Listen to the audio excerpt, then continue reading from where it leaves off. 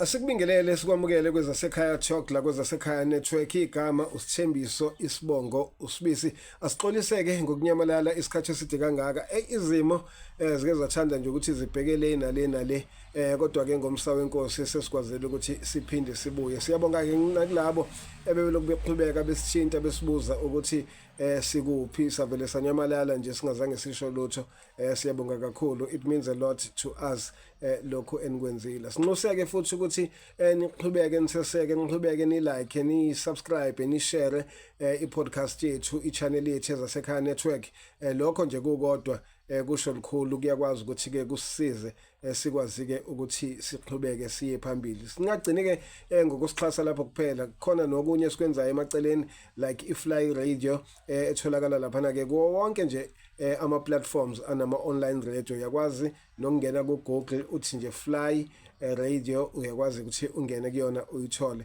uthenge lapha ke nama magazines we have magazine esibiza ngokuthi iFly Mag etholakala njalo after 3 months ayisatholakala ngenyanga sesidlulisa u3 months bese iyaphinde yatholakala ikhona ke nje ekhona njengamanje ungayitholela yona ngamanani aphansi new 45 rands kuphela ekwazi ukuthi ke uyifundele nezincwadi zikhona ezahlukene ezabadala ezabancane ziyatholakala okuhleke ngeincwadi nama magazines ukuthi we do believe ekutheni umqondo womuntu ofundayo awufani nomqondo womuntu ongafundi umuntu ofundayo umuzwa noma ekhuluma ukuthi yabona nje into ayikhulumayo yomile ichegeqe akafani nomuntu nje ovesakholelwe komana ngikutshele lapha emgaqweni bese ke bemtshela indaba engesizona nkosami beyifakela amagawuna cishe ngathi angcolele beyifakela amagawuna lapha emgaqweni bese behobhuza ke amanga naye bese yawakhola kanti uma efunda uyakwazi ukuthi ayitholele iinformation okuyiyona yona ngendlela efanele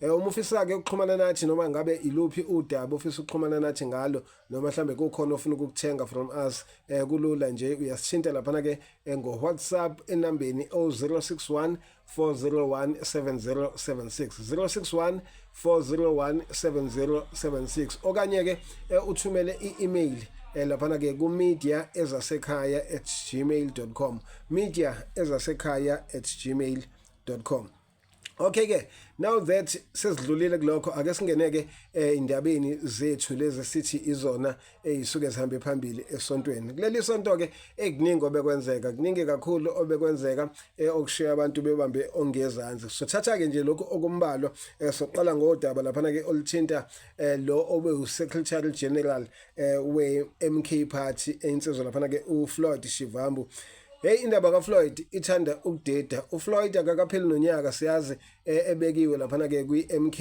esuka kwi-EFF and ubesho ke ukuthi akukho okomhlukanisa neMK isinqumo sithathile sokuyijoyina sona sinqumo esiphusile asenzile kungapheli namaseko nje ekushilo lokho nangu Floyd usiyasusa esikhundleni nangu Floyd usebiza isithangamsabe indaba usekhombisa lapha ukuthi ke usefuna ukushintsha manje avule elakhe iqembu noma engakakusho lokho kodwa uyayizwa nje indlela akhuluma ngayo yokuthi ufisa ukuvula elakhe iqembu abalibiza lapha ke ngemayibuye angazi mayibuye bani kodwa nje lokho kodwa ke kumina kusho okukhulu ngoFloyd kusho okukhulu futhi nangalabantu esibabiza ngokuthi ama-politicians ukuthi ama-politicians akusibo abantu esingabathemba ngisekulokho nje utho Floyd engakasho lutho kwakhona sengibabona already einkundleni zokuxhumana sebekhombisa ukuthi cha bayamseka futhi bayimisele ngokuthi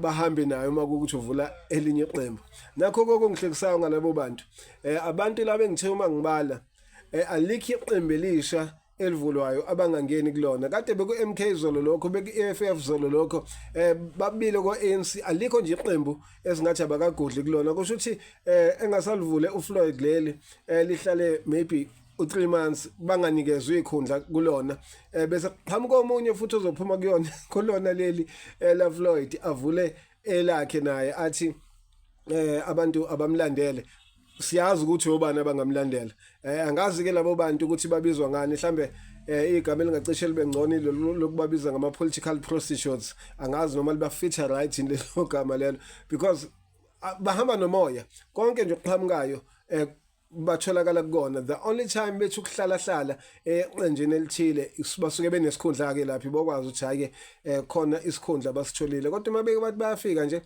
bathi bayahlala babona ukuthi isikhundla sikho bahamba nelinye elilandelayo. Kukuthina ke bantu ukuthi imini njengalezi sibheke ngempela ukuthi ke simiphi, because bonke labantu ekugcineni basuke bebheke thina ezabavoti, babheke thina ukuthi kube yithina esibavotelayo. Angazi ke noma nathi sabavoti samalulwane yini samba nomoya njengabo labaholi bethu engikhuluma ngabo. So ke ake sibhekeke leyo nto ukuthi labantu laba esithembe ukuthi basimele, labantu esithembe ukuthi ke kube yibona abasiholayo, banawo yini ama qualities okuba abaholi abaqotho, bayadinga yini ukuthi balandelwe, noma bayilandelela nje ibhodo eliconsayo bona bazinakele bona nemndeni yabo.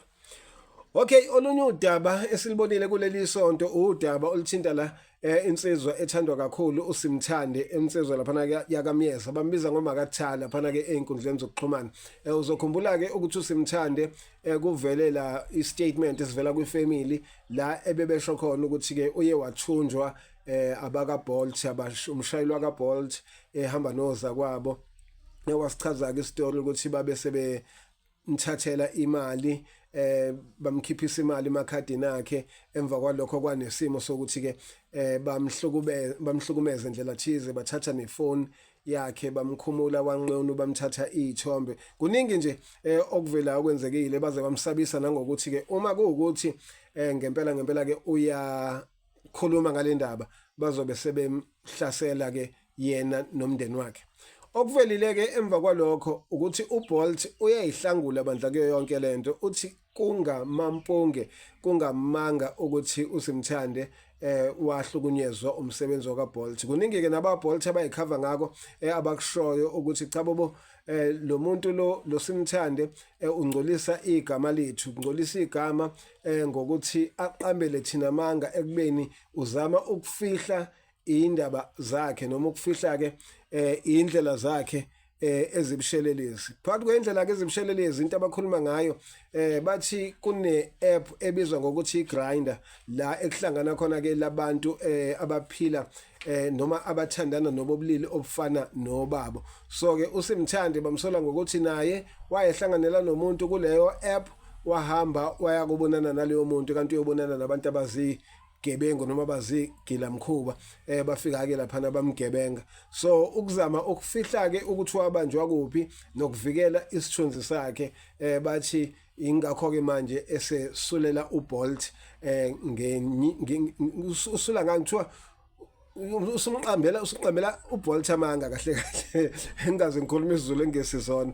Basho njalo kuma beyihlangula kuma statements akhona lapha einkundleni zokuxhumana, bathembisa nokuthi ke bazomthathela inyathelo zomthetho ngoba ungcolisa igama labo. Asazi ukuthi kuphi okuyiqiniso, kodwa umbuzo wami usekutheni uma kuukuthi usiyamthanda ngempela kuphila lempilo ye-homosexuality, likuphi iphutha kulesikhathi esiphila kusona? Because baningi abantu siyabazi, abantu baphumela obala kusesilihlazo njengakulesa sikhathi esidlule ukwazi ukuthi ke wena uphila hlobo luni lempilo. Abantu sebeya accept, abantu babhizi njengamanje bayiphilela impilo zabo, baneyinkinga zabo, banezingxaki zabo. Akekho umuntu njengamanje senesikhathi nje sokunaka ukuthi umuntu wenzani ngempilo yakhe eceleni. So I don't believe ukuthi lokho bekungaba i-issue enkulu ukuthi angaze azame ukufihla, kodwa ke angazi phela umuntu nomuntu unendlela yakhe ke aphila ngayo. Na uSimthande lo Simthande kusho ukuthi ke kunendlela nje naye ke abona ukuthi ke iyona emsebenzelayo noma iyona ke mhlambe abefisa ukuthi ke kwaazeke ngayo. Kodwa ke ake sikhulume iqiniso ke mina nawe ke nje sesihlebaka abantu bengezwe usho ukuthi akubonakala ukuthi udlalela iphi team uSimthande. Umuyibukela ke nje wena ngale kukuthini ke akucaci ukuthi udlalela iphi team. Angazi ngikushiya kuwena lokho ziphendule wena ungangiphenduli mina. Sisekulokho khona umunye ovelile ethinta lapha ke phesheya indaba kaTyler Perry. uTyler Perry ke uproducer, udirector, iscriptwriter engimhlonipha kakhulu, engimthanda kakhulu. Siyamazi lapha koMadiya, siyamazi elingenisa imidlalo lapha yakhe ebhalo yena ilingisa character kaMadiya.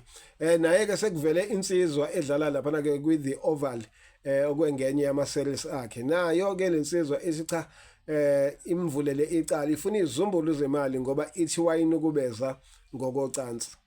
uSimthande uTyler Perry akukho kufana okubonayo wena lapha umuthi uyabaqhathanisa labantu bobabili yabo. So kona kuthusile ke kumina okaTyler Perry ukuthi awey lenkonzumalanga naye idlalela le team kodwa kulungile ke phela ilungelo lakhe okwakhe naye noNkulunkulu wakhe. But ke nje kuyamangaza ukuthi ke bonke abantu abamnyama ikakhulukazi phesheya kunokhondolo olukhona ukuthi umuntu methi nje uyathuthuka uthi thuthu uyavelela kuba khona ama scandals avelayo kuba khona izinto ezifuna ukumcekela phansi evelayo. Siyakhumbula nale South Africa ikhona lento ye cancel culture noma esathe ukuthula kule nsuku ukuthi umuntu nje wathi ukuthi awuyezwa sekuthiwa akakhanselwe. Uyazi ngicabanga uyazi kangcono ke lapha uScott Maphuma leyo ndaba ye-cancel culture ukuthi abantu abadlali kakhulukazi ke lapha na ke ku Twitter. Okay, masiqhubekela phambili sibheka olunye udaba ke lelo lobhlungu udaba oluthinta odokotela bala eKZN. Sibonile kuleli sonto odokotela abaqeqeshiwe bagogoda behamba bemashela ukuthi imisebenzi abayitholi. Awuyicabangeke lento sikhuluma ngodokotela la ohlale for 7 years efundela ubudokotela efundela ukuhlenga abantu and the person esikhuluma ngaye umuntu ohlakaniphile because ukuba udokotela kusiko kaNombani ngeke kusuke nje any Tom Dick and Harry ahambe ofundela ubudokotela. Awucabange nje mina sekuthiwa ngifundela ubudokotela ngiyacabanga nje inkosi yami iguli futhi ngeke ngifike naseyigulini mina kwaphela ngafeyila ngosuku lokuqala yabo. So labo abantu abadingeka kakhulu siyazi ukuthi isimo ezibhedlela zethu emtholampilo yethu kumi kanjani ngenxa yezifo ezikhona nomningi babantu abagulayo. So odokotela bayadingeka. Uma odokotela ke sebekhala ngokuthi umsebenzi abawutholi bahlele emakhaya neziqu zabo kuchaza ukuthini kulokho kuwena ke nje ongenaso nesizodwa ke isicucu ongena siqu nesizodwa.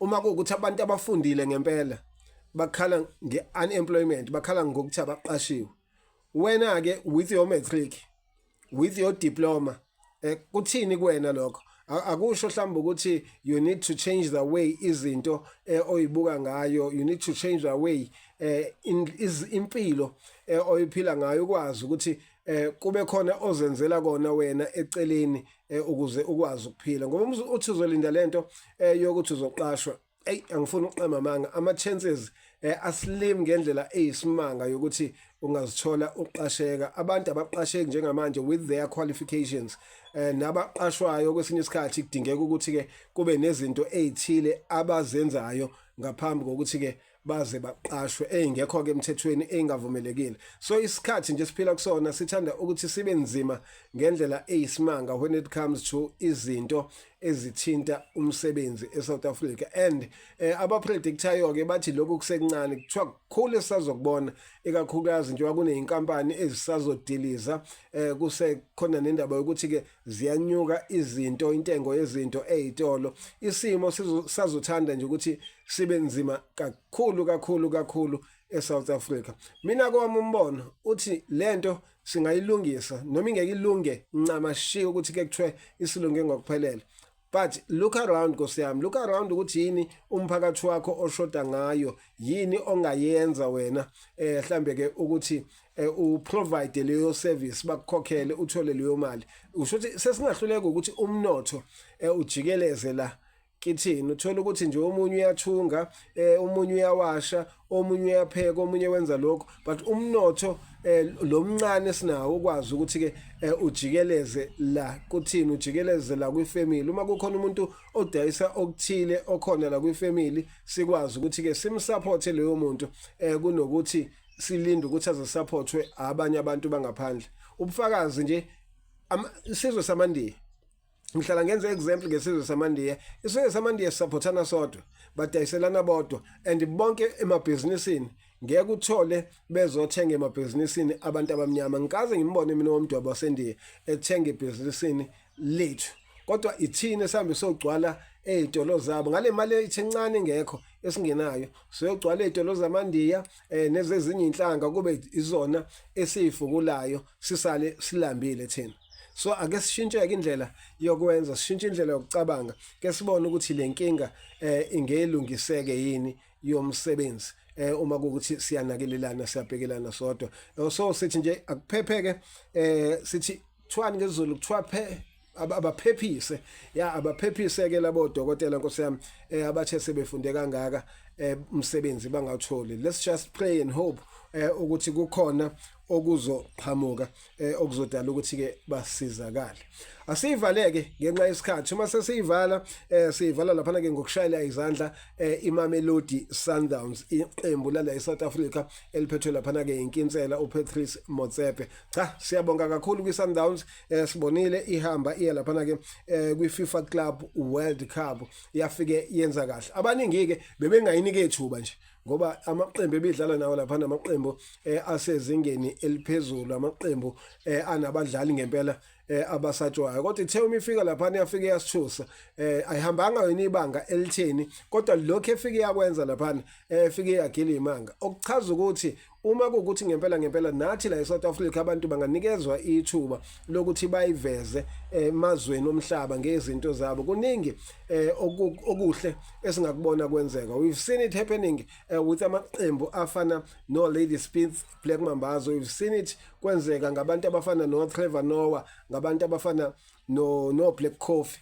Bathi uma befika emazweni omhlaba bafike basimele kahle. Inkinga ke isekutheni ama opportunities anele yini, avuleleke wonke yini umuntu ukuthi angakwazi ke ukuthi azibonakalise, ikakhulukazi ke la emalokishini. We need to start supporting abantu abasha abenza izinto emalokishini ethu. Singalindi ukuthi kuze kusuka umlungu le phesheya kube yena ozotshala la emalokishini, ozotshala la kwintsha yethu. Lokho okuncane sinako, lokho okuncane okuqhamukayo leso sikhathi, even noma kuthiwa ke ispace sakho naso support laba abakhulayo ukuze izizukulwane zingasijaji ekabi ngesikhathi esizayo. Angibonge ke ngesikhathi sakho sokuthi uhlale nathi la kwi-Fly Talk. Siyathembisa ke njengoba ngishilo ukuthi sizobuyela nje kancane izinto seziyaqala ziyalunga, sesiyabuyela ke ekutheni sibe khona. Ngikukhumbuze uma ufuna ukuxhumana nathi 061 401 7076 061 401 7076 okanye i-email media@gmail.com. Until next time, God bless.